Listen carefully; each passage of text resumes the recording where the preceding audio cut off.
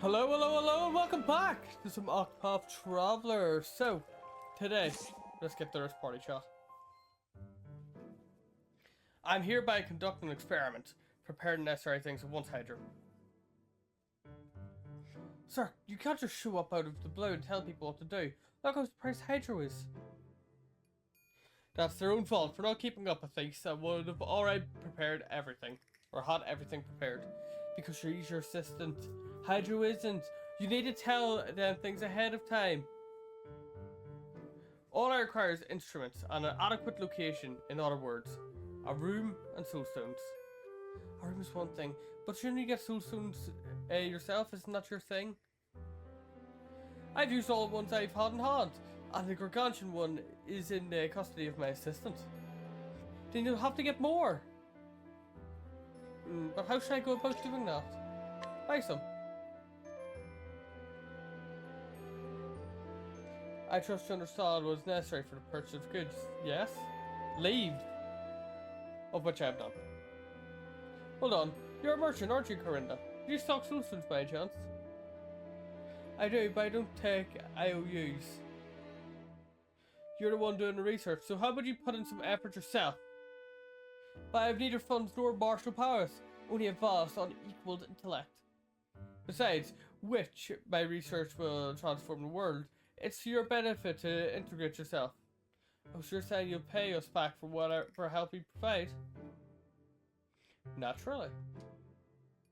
My current theory involves turning light soulstones into highly efficient lamps. There would be no risk of fire, and you could adjust the brightness at will. Furthermore, it will allow you to grow crops inside your house or even underground. Wow, that would help increase production. What do you say, Hydro? I'd bet really help push this town forward. Then here's 10 light soulstones. I'll take the money from Hydro. What? A wise choice. You won't regret investing in me. I promise. You'll soon be healed as the saviors of this town. It's okay. Hydro, Xerc said he'd definitely pay us back.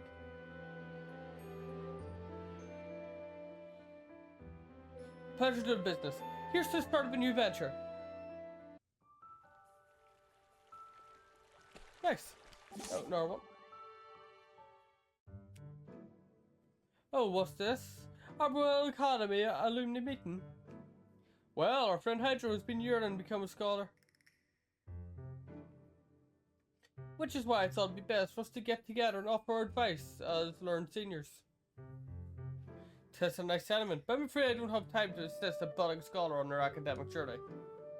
While it's true our friend may be a fledgling right now, I'm sure you've noticed it yourself. Hydro is capable of growing by leaps and bounds. Precisely. And if we idle even just a little, they'll surpass us before long. And I'll come to that, but I suppose a little advice couldn't hurt. When reading a tome, I suggest eating every page you finish. That way the knowledge held within can be absorbed into your very blood. My personal recommendation is make learning explosive experiments. Literally. The more laboratories you blow up, the better. It's a key component in scholarly growth. Well, that certainly is non-conventional advice. Which would you prefer to try? Let's explode laboratories instead of eating books. Yes, but I say failure has the ability to expedite one's research. However, I've also been asked by your assistant to curb this reckless behaviour of yours, so...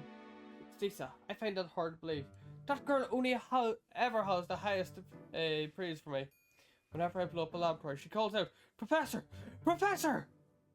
And I can tell she does so with all the respect and adoration in the world. Ah well, if you insist. Well, there you have it. I'm happy to have you among our ranks. Knowledge is a bounty to be shared by all, both here and now and far into the future. Ah yes, that reminds me, since there are so many brilliant minds here, would you like to donate to my research? A mere 10,000 leaves per person should suffice. Think of it as an investment in my abilities. On that note, allow me to adjourn this meeting with one final piece of advice, Hydro. Do not learn from our example. Oh, another one? Hi, Day, that ring of yours must be worth a small fortune. Everything from stones to the craftsmanship are first class. Oh, really? It's worth as much as my own life, so I'm glad it's not some cheap trinket. I honestly don't understand the value of any stone aside from soul stones. Why hasn't anyone thought to put them on a ring? It doubles an explosive in case of emergencies. A protective ring. That does sound interesting. In that case, I'd need to create a safety mechanism so it doesn't accidentally detonate. Heidi, the story of you and that ring is truly fascinating. Would you allow me to use that tale in the play? You wish to make a spectacle of my life? Good one. You need to be more careful with things like that. My apologies.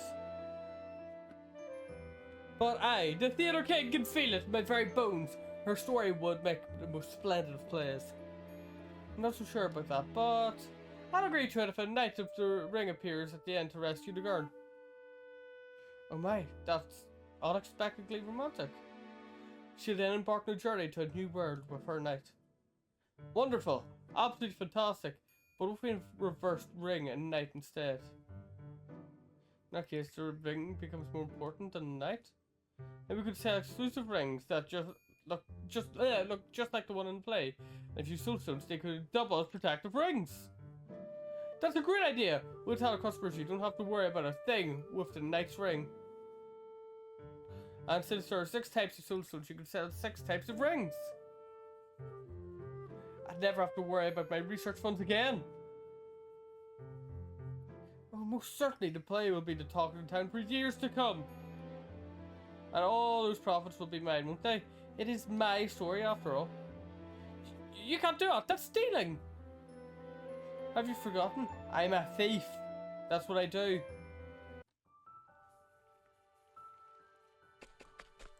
Okay, not bad.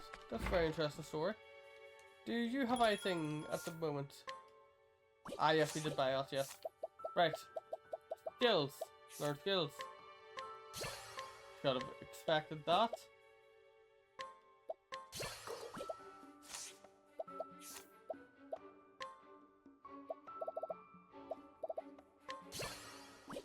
Yeah, I don't really know what upgrading things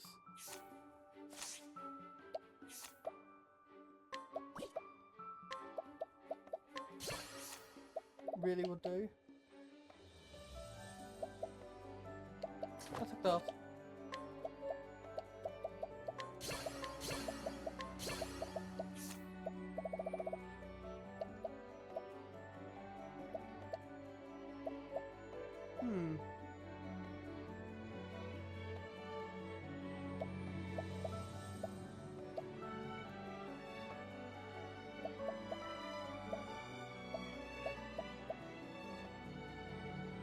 Okay, I'll take that, 100%.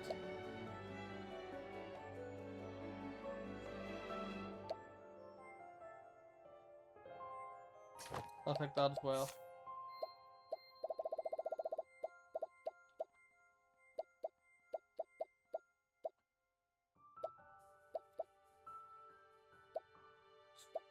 We don't really want wind. Ice might be alright.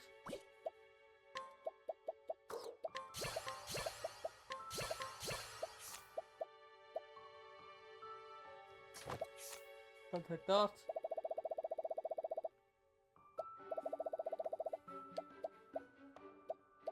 I'll take that, definitely. Take that.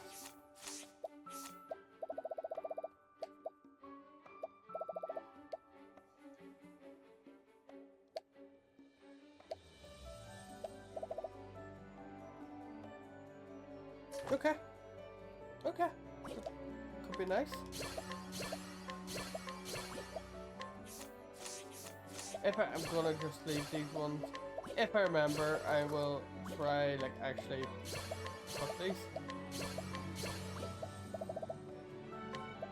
I don't believe that's something I should really be doing at the moment. Thief or hunter? Let's go a hunter. Equipment. Optimize.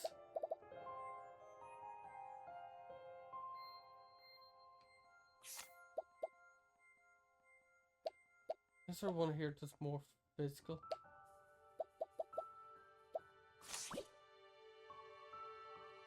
Oh, you know what? It's fine. Right. Let's get going. Track and travel. Let's save.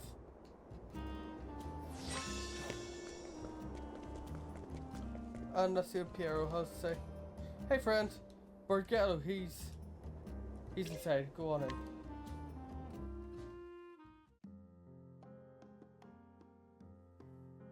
The story so far. A killer known as the Have-Not is on the loose, targeting all those who possess extravagant wealth. Meanwhile, Borgello confronts the up-and-coming gang run by Delvicio, only to find that the one pulling their strings was none other than Leopoldi the Wealthy. However, even Leopoldi could not escape. The swift justice met it out by Oscar, the Have-Not, and in a stunning twist, the assassin pleaded to Tiziano, who was thought to be long dead. Borgello struck speeches at the unlocked for reunion, giving Oscar opening for a strike, but I couldn't read that.